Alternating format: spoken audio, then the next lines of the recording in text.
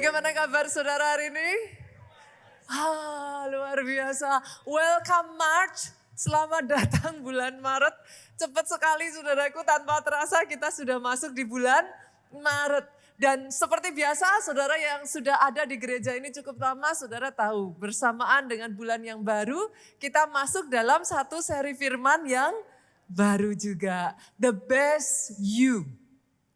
Yang terbaik dari saudara. Dan hari ini di bagian yang pertama ini saya akan bagikan satu pesan firman yang berjudul Becoming the best version of yourself. Menjadi versi terbaik dari dirimu. Tangkap dulu understandingnya ini ya Bapak Ibu ya. Saudara dan saya, kita ini diciptakan segambar dan serupa dengan Allah. Itu sebabnya kalau saudara mau menjadi the best you, pola pikirnya Pak, mulailah dengan memiliki pikiran Kristus. Masuk enggak Bapak Ibu? Masuk ya? Karena memang diciptakan dari awal itu serupa segambar dengan Allah. Makanya kalau saudara mau jadi the best version of you, mulailah dengan memiliki pikiran Kristus. Yuk kita lihat 1 Korintus pasalnya yang kedua, ayatnya yang ke-16. Rasul Paulus itu ngomong gini, kami memiliki pikiran Kristus. The mind of Christ. Sadarkah siapakah yang mengetahui pikiran Tuhan sehingga ia dapat menasehati dia? Tetapi kami memiliki pikiran Kristus. Dalam bahasa Inggrisnya dikatakan the mind of Christ. Karena ini perjanjian baru saudaraku, bahasa aslinya which is bahasa Yunani, itu mengatakan non Christo. Nounnya itu dari bahasa aslinya itu nous. Nous itu punya arti saudaraku, the faculty of understanding. Pusat pengertian. Nous itu punya arti saudaraku, kemampuan untuk menangkap realita ilahi. Nah, sejak saudara terima Yesus sebagai Tuhan dan Juru Selamat, seberapa banyak yang sadar Roh Kudus tinggal di dalammu? Roh yang tinggal di dalammu itu, dia memberikan engkau kemampuan, dia bukakan kapasitas rohanimu sehingga engkau punya know Kristo. Engkau jadi punya pikiran Kristus. Bukan berarti know Kristo ini membuat engkau jadi maha tahu. Enggak loh saudara. No. Tapi know Kristo ini, pikiran Kristus ini membuat engkau jadi bisa memahami, bisa mengerti, bisa melihat seperti yang dilihat Kristus. And then saudara mulai punya yang namanya discernment. Ketajaman untuk bisa membedakan. Ini kok kayaknya enggak benar ya. Ini kok kayaknya bukan yang Tuhan mau ya. And then dari situ saudaraku lahirlah wisdom. Kebijaksanaan yang muncul ketika kau semakin dekat sama Kristus, semakin dekat sama Yesus. Make sense enggak Bapak Ibu?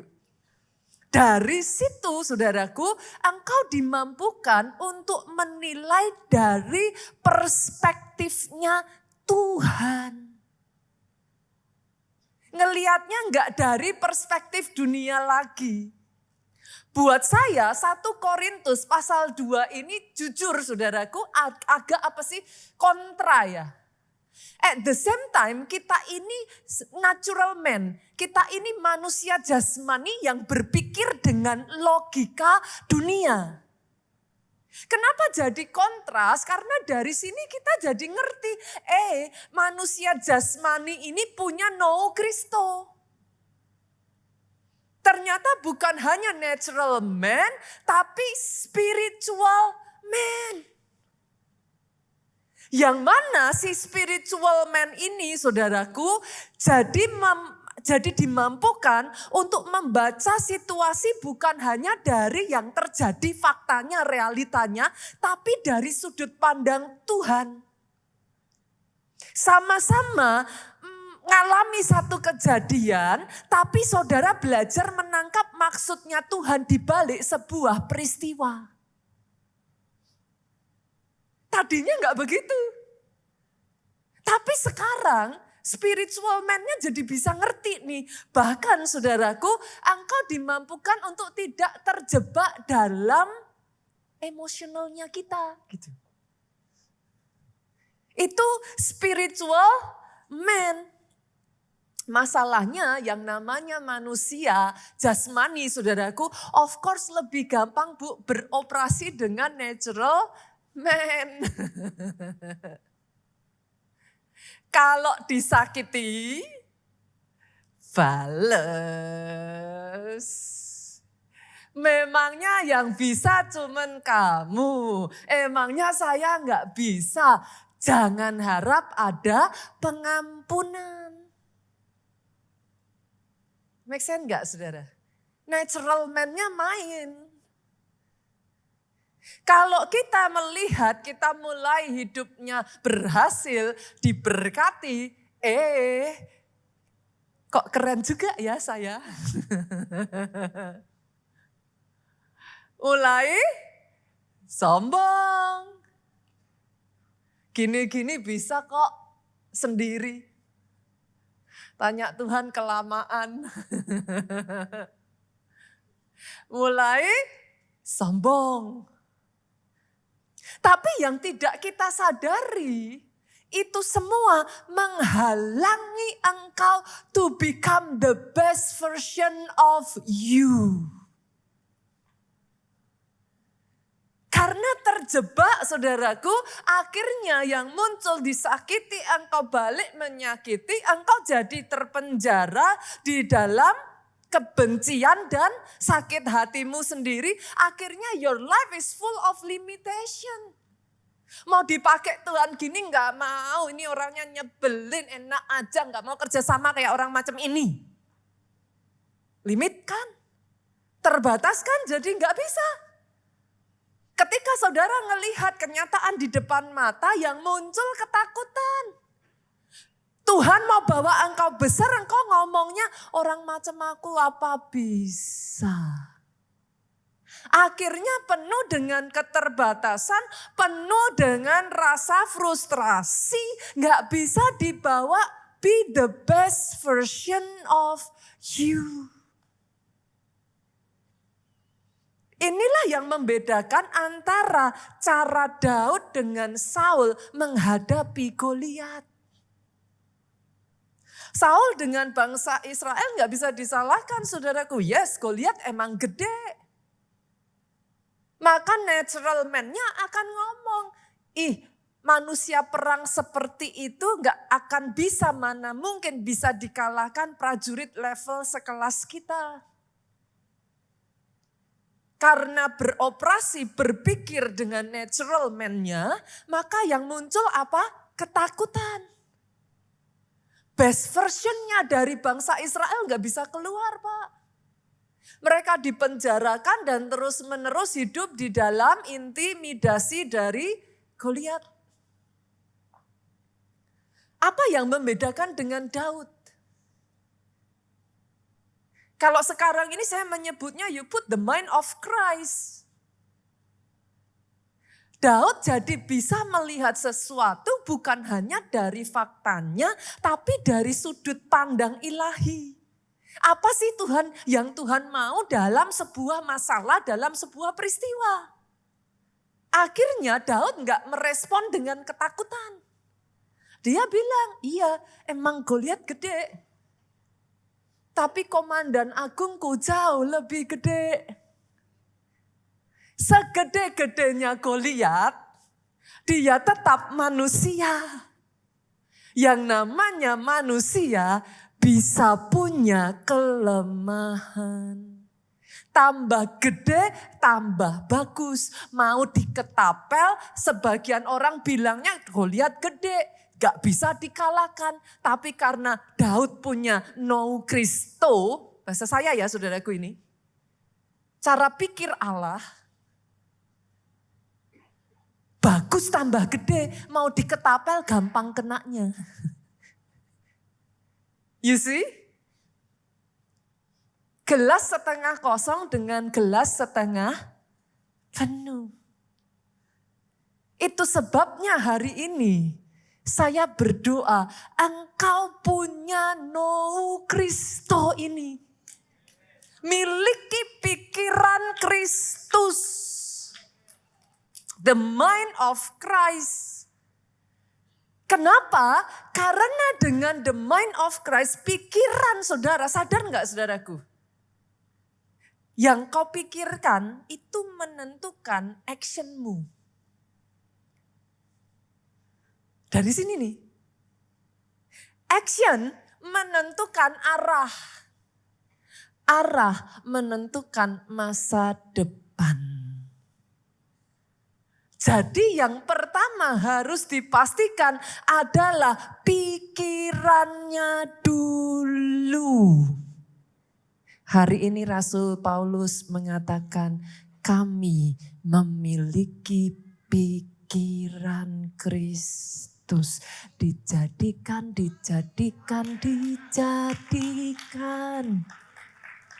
Understanding ini, kesadaran ini miliki dulu saudara sehingga itu diactivated.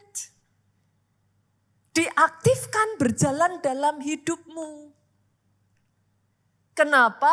Karena yang namanya pikiran Kristus itu awalnya gak segampang itu dipraktekkan karena selalu akan tabrakan dengan logika dunia. Saudara nggak sadar ya, tanpa saudara sadari kenapa kok kita harus terus membaca firman. Kenapa kok diisi dengan atmosfernya. Oh ini kalau dipelajarin meaningnya dalam. Saudara semakin saya mempelajari ini tuh, saya tuh jadi lebih memahami cara kerjanya itu seperti itu gitu. Karena selalu dia berlawanan.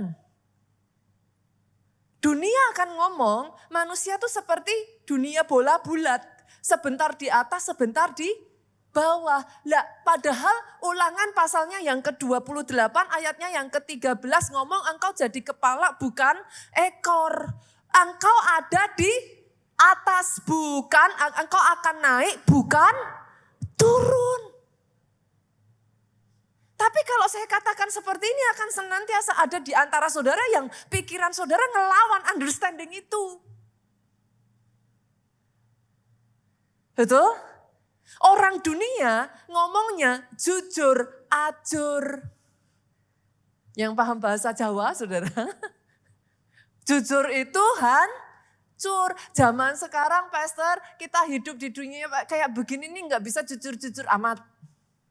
Jujur, ajur.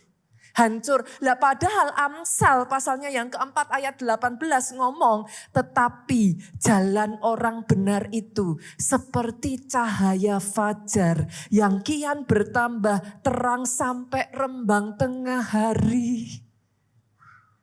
Ini dua hal yang tabrakan terus. Satu sisi kau diisi dengan perkataan gak boleh jujur, gak boleh jujur, gak boleh jujur. Kalau jujur habislah sudah.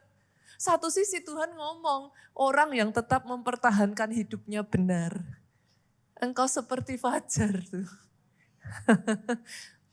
Terus terang terus. Sampai rembang tengah hari, terangmu terus bercahaya. Banyak orang Kristen jujur kalau kita mau ngaku ya Bapak Ibu. Ada pastor, gak usah gereja-gerejaan aja deh. Capek, tabrakan-tabrakan di gereja capek. Dari satu gereja pindah gereja lain, lama-lama udah males mau pindah gereja lagi, enggak ke gereja. Orang Kristen kan cerdik ibu-ibu. Ngomongnya, pastor di mana 2-3 orang berkumpul. Di situ Allah hadir. Tapi jangan salah. Mazmur pasalnya yang ke-92, ayatnya yang ke-12 sampai 15 ngomongnya gini, orang benar. Nih lihat ini saudaraku. Ayatnya yang ke-12 betul sampai 15. Mereka yang ditanam di bait Tuhan akan bertunas di pelataran Allah kita. Ayat 13 saudara. Pada masa tua pun mereka masih berbuah. Menjadi gemuk bukan karena kolesterol. Tapi gemuknya seger. Gemuknya sehat. Amin saudara. Untuk apa? Menjadi kesaksian memberitakan bahwa Tuhan itu benar. Ia gunung batuku dan tidak ada kecurangan padanya. The natural man, logika manusia kita ini akan senantiasa tabrakan terus dengan the nous Christo itu. Saudara bisa melihat? Bisa ya? Kemarin baru saja gereja kita, saya tuh senang banget melihatnya saudara. Gereja kita baru saja baru kemarin Sabtu ini membuka UMAS di kota Jogja. For the first time saudara. Dan teman-teman UMAS dari kota Solo itu mensupport. Saya ngelihat itu saya tuh malah merasa kalah muda gitu saudara. Coba kita lihat ya, multimedia boleh ditayangkan videonya, silakan.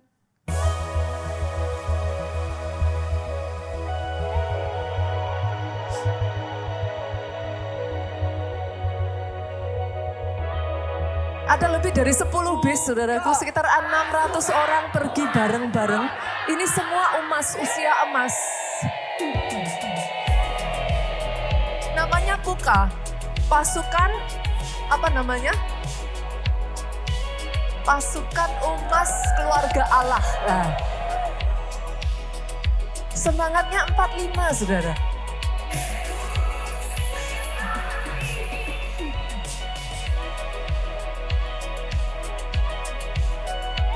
Ini semuanya usianya di atas 50-60 tahun saudaraku. Pokok biarkan di sini saja. Tuh Pak Obaja khotbahnya, iso ora iso kudu iso, bisa atau enggak harus bisa.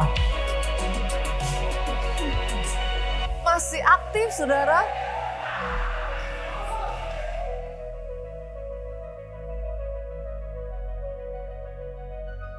Semuanya melayani dengan bersemangat.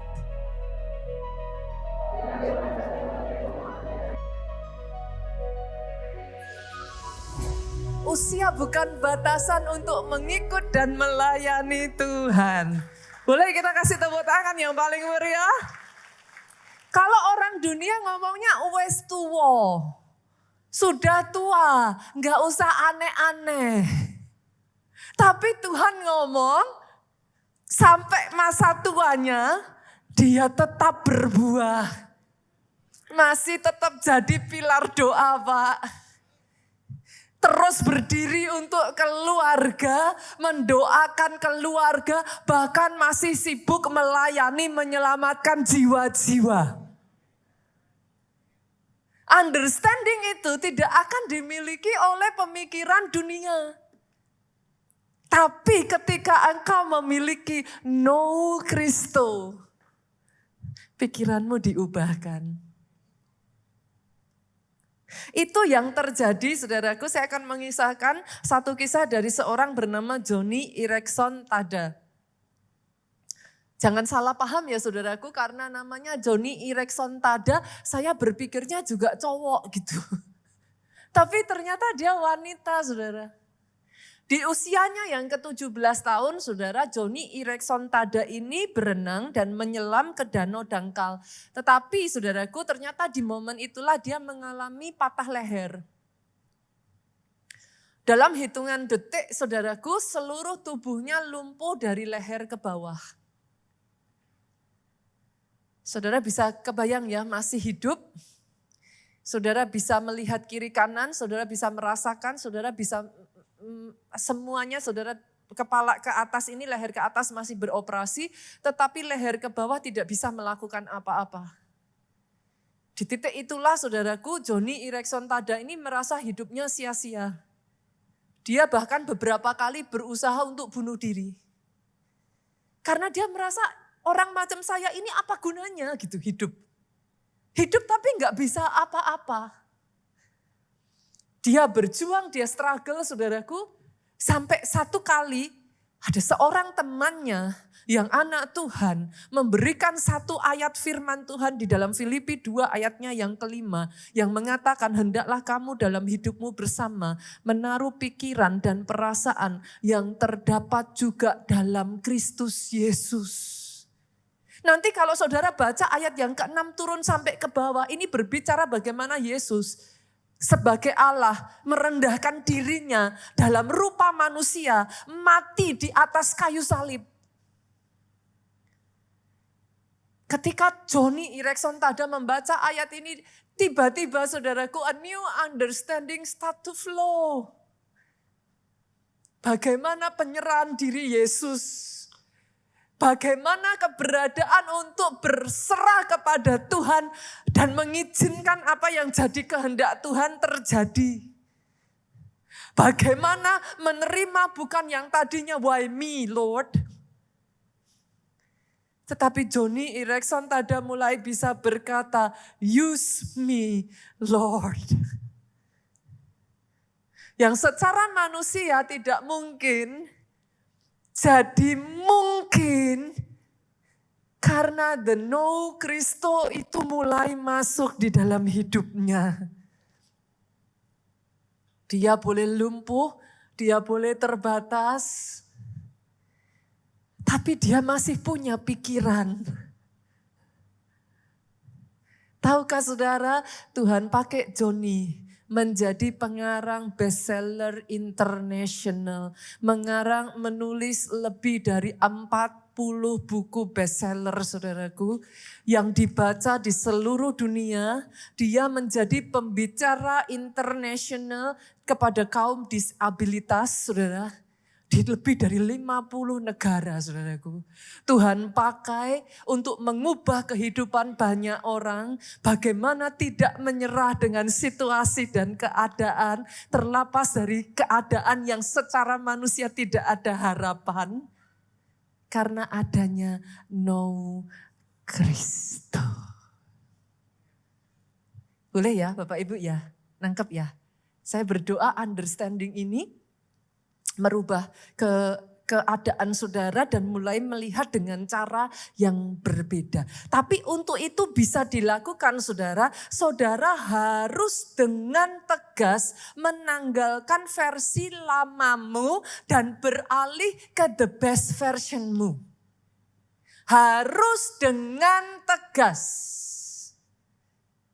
Efesus 4 ayatnya yang ke-22 sampai 24 ngomong gini. Yaitu bahwa kamu berhubung dengan kehidupan kamu yang dahulu. Harus menanggalkan manusia lama yang menemui kebinasaannya oleh nafsunya yang menyesatkan. Supaya kamu dibaharui di dalam roh dan pikiranmu. Kata pikiran di sini yang dipakai juga know saudara. Dan mengenakan manusia baru. Yang telah diciptakan menurut kehendak Allah di dalam kebenaran dan kekudusan yang sesungguhnya. Jadi saya tarik saudara dulu ya. Rasul Paulus memberikan pemahaman seperti ini saudara. Di ayat ke-22, saudara itu harus menanggalkan manusia lama. Kata menanggalkan dalam bahasa Yunani aslinya adalah apotestai. Di ayat yang ke-24 dikatakan setelah menanggalkan engkau mengenakan manusia baru. Kata mengenakan ini di dalam bahasa Yunaninya adalah endisastai.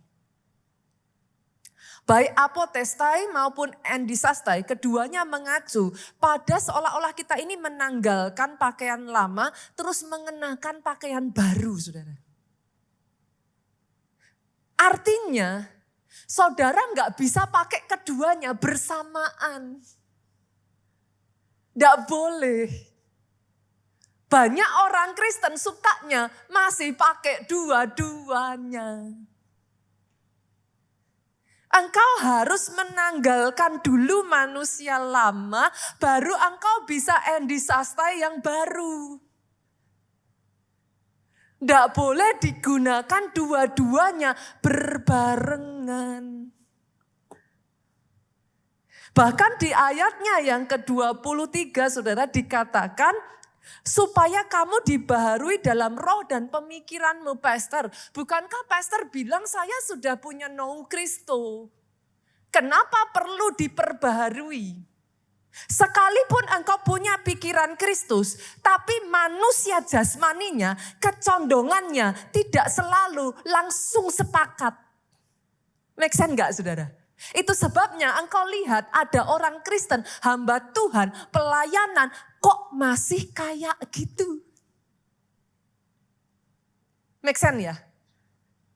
Karena belum mengalami metanoia, metanous, pembaharuan pikiran. Beda antara metanoia dengan metamelomai. Yudas itu metamelomai, dia menyesal, tapi menyesal tidak sama dengan berubah.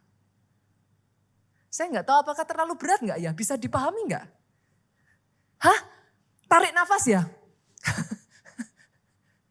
Karena kalau nggak hati-hati saudaraku, orang Kristen jadi Kristen, tapi nggak ngalami pembaharuan pikiran. Masih dibawa terus manusia lamanya. Tapi yang baru didobelin. Nanti tergantung mana yang keluar.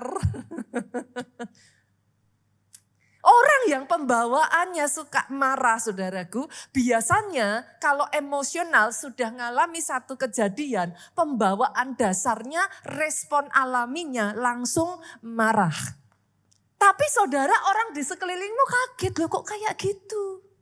Tapi buat saudara wajar-wajar aja ya kayak gitu ya normalnya saya. Tapi enggak boleh. Kalau di dalam Tuhan engkau mengalami pembaharuan pikiran.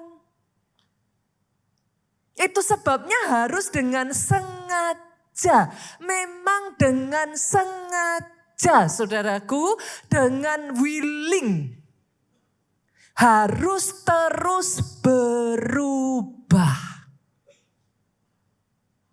Sama seperti Saulus dan Paulus, saudara nggak bisa ngomong gini, ya aku memang kayak gini yuk. Aku lahir dari keluarga kayak gini kok.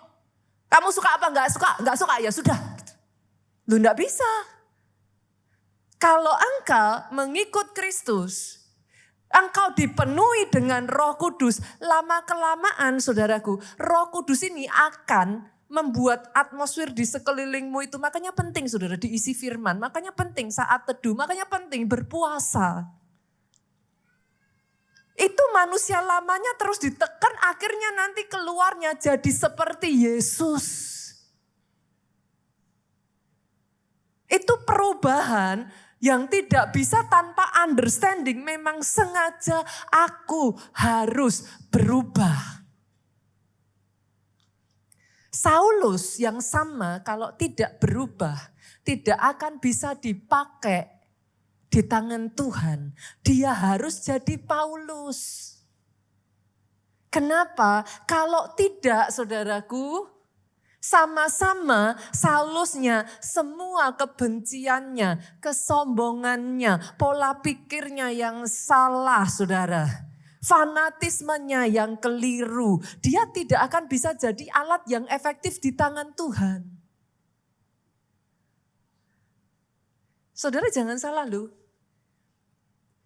Tuhan punya rencana yang besar buat pribadi, lepas pribadi, lepas pribadi, lepas pribadi di tempat ini.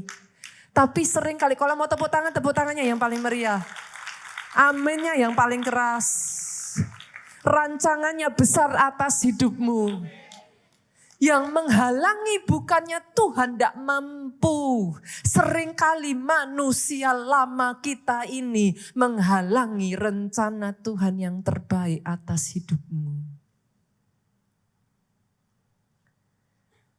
Di titik itulah Saulus ketemu dengan Yesus. Terang Kristus itu merubah pikirannya, saudara. Di situ Saulus dibaptiskan, saudaraku, oleh Ananias. Dia bangkit lagi, manusia lamanya apotestai tadi, manusia barunya tadi endisastai, dia kenakan manusia barunya. Buat saudara yang belum dibaptis, senggol kiri kanan, ayo baptis. Gereja kita mengadakan baptisan, nih ada ya setiap minggu terakhir saudara. Nah buat saudara yang belum dibaptis, senggol kiri kanan lagi boleh, bila perlu kakinya diinjak. Jangan cuman baptis karena mau nikah. Ayo, baptis dengan satu understanding. Manusia lamamu dikuburkan, engkau bangkit kembali, engkau pakai manusia baru. Tapi jangan salah pengertian ya Bapak Ibu. Jangan berpikir bahwa kalau dibaptis jeng jeng jeng. Tiba-tiba engkau berubah total dengan otomatis. No, tidak. Itu memang prosesnya harus disengaja saudaraku. Dan terus menerus. Itu sebabnya nggak bisa kayak hanya sekali dicelup saudara keluar jeng-jeng gitu. Itu berproses. Dengan kesadaran memang harus terus berubah. Jadi sekarang nggak heran toh? Kenapa di gereja kok masih ada tanduknya? Nggak bingung toh? Di gereja nggak semuanya malaikat.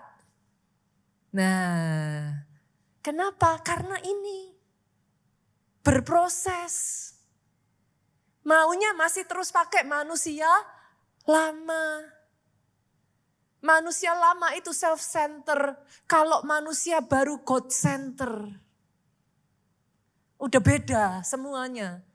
Manusia lama cuma mampu melihat based on the fact, fakta. Manusia baru melihat melampaui fakta. Apa sih yang Tuhan mau dari sebuah peristiwa? Itu totally two different men. Sampai sini? Boleh Bapak Ibu? Oke, sekarang pertanyaannya saudara. Bagaimana memunculkan the best version of you? Bagaimana itu bisa keluar? Yang pertama, yang jadi masalah, the best version of you gak akan pernah keluar dalam keadaan nyaman. Ini yang paling nyebeli. The best version of you justru lahir dalam tekanan. Saudara suka, enggak suka, saudara boleh ini tapi pastor. Justru badai masalah. Justru masa sukar dan tekanan itu membentuk yang terbaik dalam dirimu bisa keluar. Yusuf gak akan jadi Yusuf kalau tidak diizinkan mengalami semua yang dia alami. Dia hanya akan jadi Yusuf versi minimalis. Yusuf seorang anak kesayangan yang manja. Tapi ketika dia merasakan Bapak Ibu yang namanya dikhianati, gak enak saudara. Untuk apa? Buah zaitun itu bisa bermanfaat, dia tuh harus diperes. Buat buah zaitunnya gak enak. Buat saudara-saudara senang nikmati minyaknya toh. Kadangkala kita nih harus jadi tomat bonyok. Loh benar saudara. Senggol kiri kanan diproses itu enggak jelek kok. It's not bad. Itu memunculkan the best version of you. Asal engkau mau merespon dengan benar ya. Ada banyak orang akhirnya jadi pahit. Kenapa? Melalui proses yang sama tapi responnya salah. Tapi masa sukar dan tekanan gak buruk kok Bapak Ibu. Come on. Tuhan itu janjiin. Melalui semuanya itu engkau tidak sendirian Bapak Ibu. Yuk kita buka ayatnya ya. Filipi 4 ayatnya yang ke-13. Segala perkara dapat kutanggung di dalam Dia yang memberi kekuatan kepadaku. Manusia lama mikirnya gak kuat, kenapa? Pakai kekuatannya sendiri. Manusia baru ngomong, aku kuat, kenapa? Karena Dia memberi kekuatan kepadaku. Senggol kiri kanan, makanya baca Alkitab. Lah kalau enggak baca Alkitab, how will you know? Nanti yang diisi kan terus menerus logika manusia dunia kan. Tanpa kau sadari yang keluar ya logika dunia terus. Kecewa, terus marah, terus akhirnya pergi, terus akhirnya enggak ini kapok. Itu semua logika dunia. Nanti yang ada orang Kristen tapi ngomongnya gini, kalau ditampar pipi kanan kan dikasih pipi kiri. Saudara bilang, lah itu kan Tuhanku. Kalau aku beda. Tampar pipi kanan sekali, aku tampar pipi kirinya 2 kali. Saudara bisa ngerti? Now you see kenapa terjadi pergulatan. Itu tadi. Manusia lama berpikir kalau diproses, kalau diizinkan terjadi, mana bisa kuat. Tapi manusia baru 1 Korintus 10:13 bisa ngomong, percobaan-percobaan yang kamu alami ialah pencobaan-pencobaan biasa yang tidak melebihi kekuatan manusia. Sebab Allah setia dan karena itu Ia tidak membiarkan kamu dicobai melampaui kekuatanmu. Pada waktu kamu dicobai, nah ini saudara. Ini kelegaan yang dahsyat. Ia memberi kepadamu jalan keluar sehingga kamu dapat menanggungnya. Yang jadi masalah jalan keluarnya sukanya bukan on time tapi in time. Udah kepepet, fat. Tuhan di mana engkau?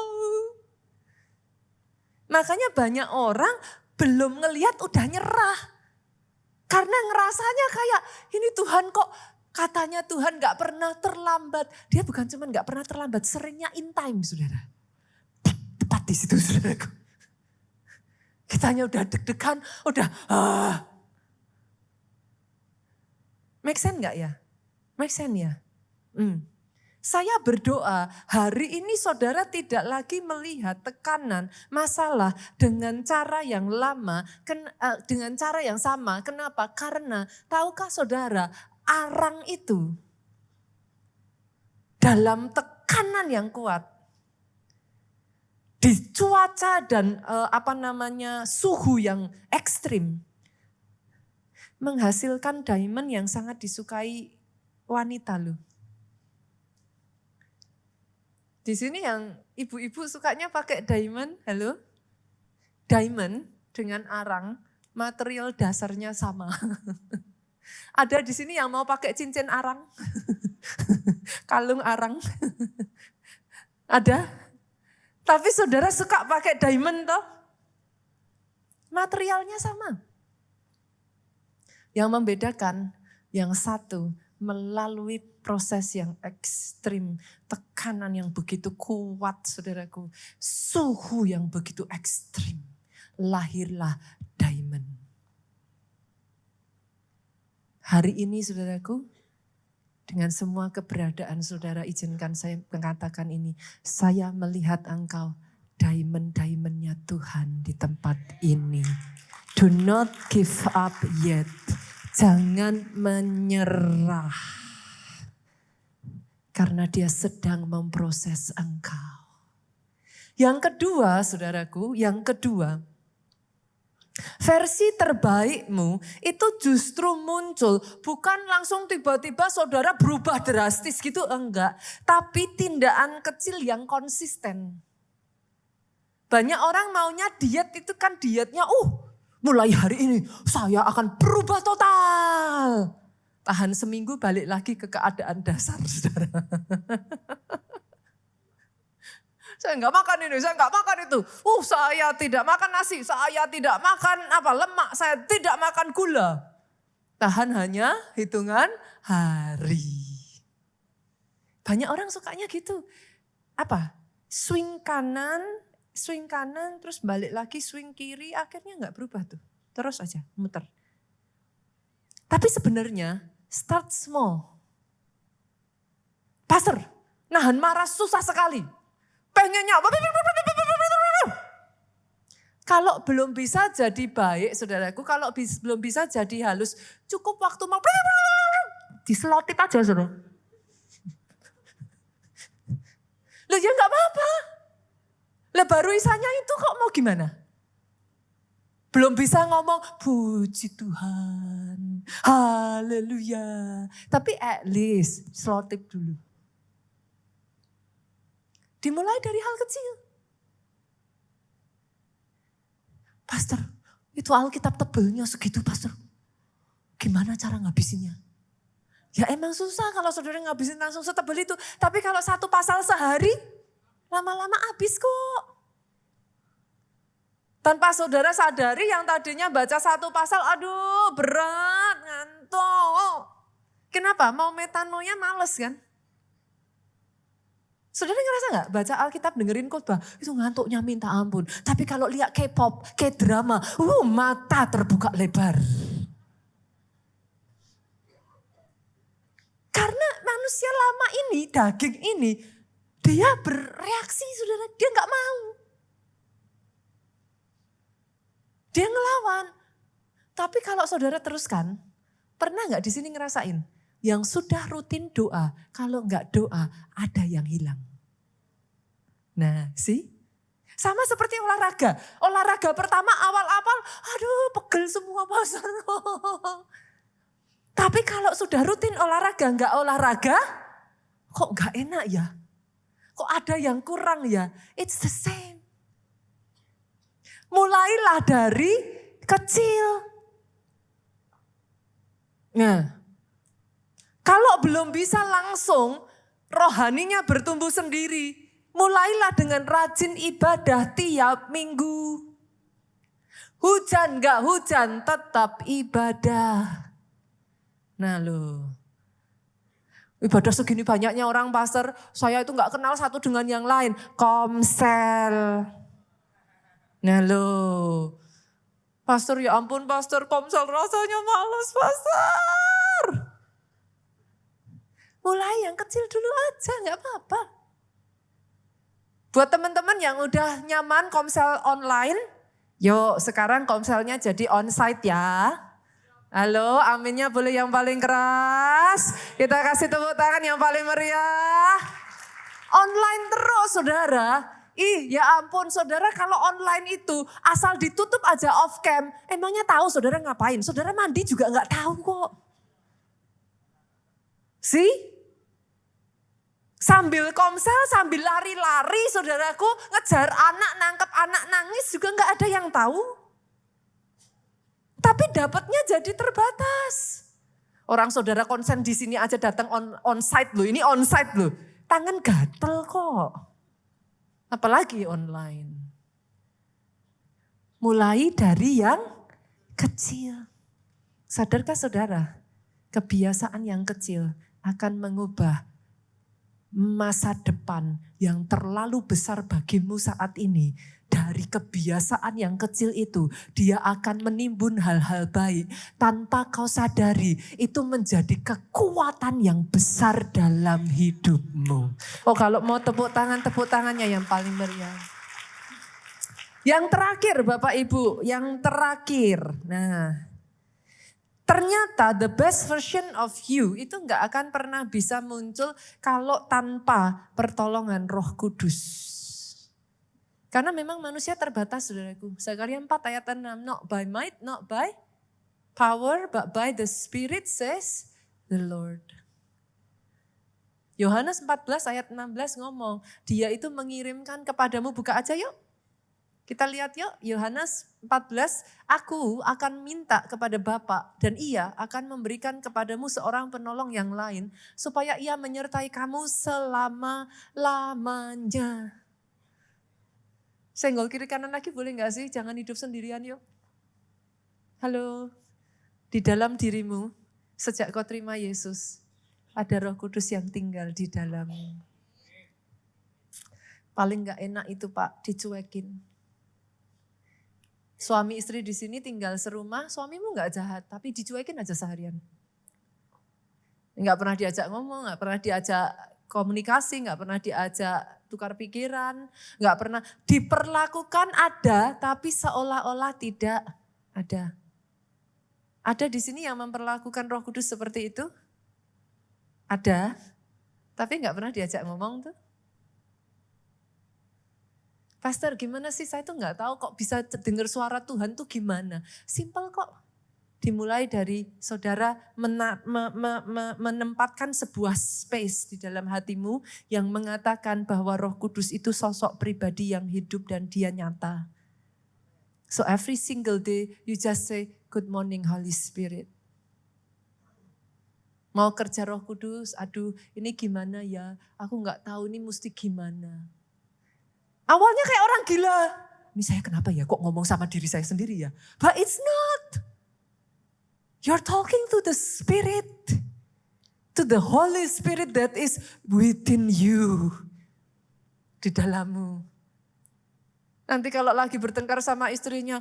Nyebelin. Roh Kudus ini mau gimana caranya. Tapi terus dilibatkan. Aku enggak mampu ya Tuhan, aku enggak bisa ya Tuhan. Nanti ada suara sampai satu titik tertentu, tiba-tiba kau akan takjub dengan bagaimana. Suara itu tidak kayak dalam bentuk suara audible keras, aku Tuhan gitu, enggak saudara. It's almost similar to your own voice. Tapi suara itu mulai berbicara. Suara itu mulai mengingatkan ayat-ayat firman yang engkau dengar di hari Minggu. Suara itu mulai mengarahkan engkau jangan. Gak boleh. Bisa kok yuk, bisa yuk, bisa. Tiba-tiba dia hadir tuh di hidupmu. Buat engkau yang sekian lamanya kau membiarkan dia. Hari ini saya perkatakan Tuhan memberikan kepada engkau roh penolong. Jangan mau sendirian, jangan kerjakan sendirian, jangan tanggung bebanmu sendirian. Dia mau hadir, dia mau terlibat Pak. Dia mau ikut bekerja di dalam hidupmu, dia mau mengubahkan engkau so that you become the best version of you. Itu yang terjadi saudaraku pada sebuah gereja di Brooklyn yang digembalakan oleh Pastor Jim Simbala saudara. Gereja ini hanya memiliki 15 jemaat saudaraku, sudah hampir bangkrut, tidak ada masa depan saudaraku. Bahkan Pastor Jim Simbala ini sudah hampir menyerah dan meninggalkan pelayanan. Sampai di tengah semuanya itu suatu malam dia merasakan Tuhan itu berbicara dengan begitu nyata, begitu hadir saudaraku. So real gitu. Dan di situ Roh Kudus itu mengajarkan jika kamu mau membangun gerejamu, kamu harus mulai lebih dulu dengan mematikan. Jangan pakai kekuatanmu sendiri.